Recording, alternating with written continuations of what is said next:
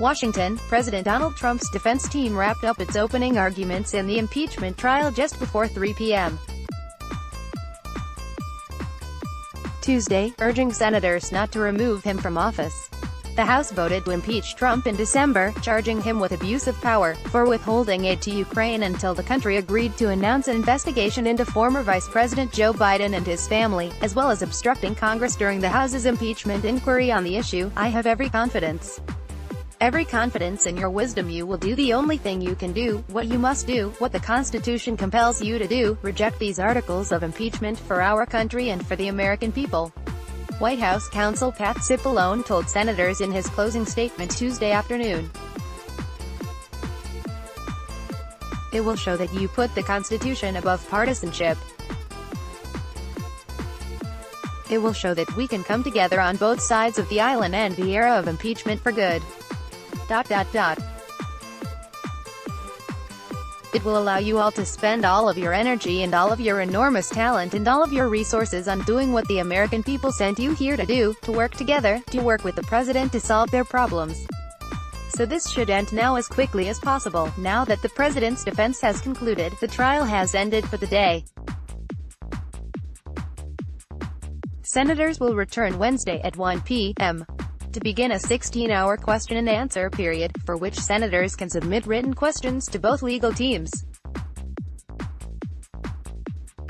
Since they are required to be silent as jurors in the trial, senators will write down their questions and Supreme Court Chief Justice John Roberts, who is presiding over the trial, will ask them.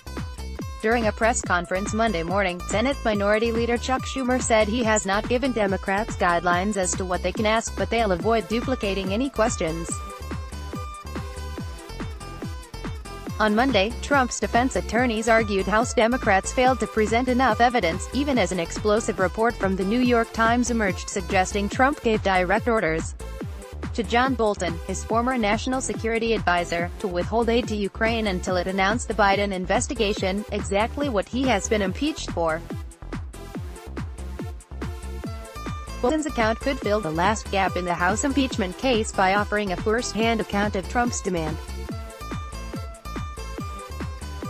Trump's legal team leveled a two-pronged attack at Bolton on Tuesday, saying the allegations in his upcoming book are not credible, but even if they were, they are not impeachable. Trump's personal lawyer Jay Sekulow dismissed the claims as Bolton looking to sell more copies of his book. He referred to the subject of the Times report as an unpublished manuscript that maybe some reporters have an idea of maybe what it says. I mean, that's what the evidence, if you want to call that evidence, I don't know what you'd call that. I'd call it inadmissible. Several Republicans have said they want to see a copy of the manuscript, while Democrats and Republican Sen. Mitt Romney want to hear from Bolton personally in the Senate trial. Senators will vote on whether to allow witnesses at all in the case later this week, likely Friday. But Sekulow also argued Tuesday that even if Bolton's account were accurate, the president's actions are not impeachable, because he has not committed any crime. Sekulow told the Senate that the articles of impeachment must be rejected, even if there was a quid pro quo, which we clearly have established there was not. Rep. Adam Schiff, who is leading the Democratic prosecution against Trump, dismissed Sekulow's argument Tuesday. Once again, the president's team, in a way that only they could, have further made the case for calling John Bolton, he told reporters. Previously, Trump's defense team has argued that the president's actions were justified. They claimed over the course of arguments on Saturday and Monday, the president has the right to withhold aid when he wants. Democrats held secret hearings hampering due process, and there was no quid pro quo, because, after all, Ukrainian President Volodymyr Zelensky never announced an investigation into Biden and the aid money was eventually released. Democrats have countered that the aid was only released after government officials started raising questions about whether the hold was illegal and after a whistleblower filed a complaint about Trump's request to Zelensky. Michael Purpura, the deputy White House counsel, argued the president was awaiting information on anti-corruption efforts in Ukraine before releasing the security assistance. Schiff told reporters Monday that if the president were interested in corruption, he would have launched an actual investigation rather than requesting that Zelensky announce one. This case is about a president of the United States shaking down the president of Ukraine by withholding hundreds of millions of dollars in military aid and a coveted Oval Office meeting to get him to help in cheating in the next election. Schiff told reporters during a break from the trial Tuesday. Following the White House's presentation Tuesday, Democratic Sen.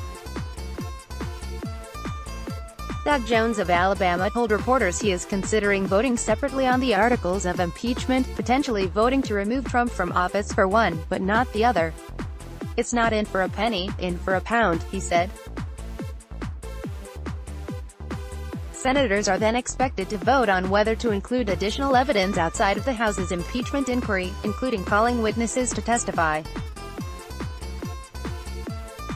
Democrats likely need 51 votes to allow witnesses, which means they would need at least 4 Republicans to break party lines on the issue.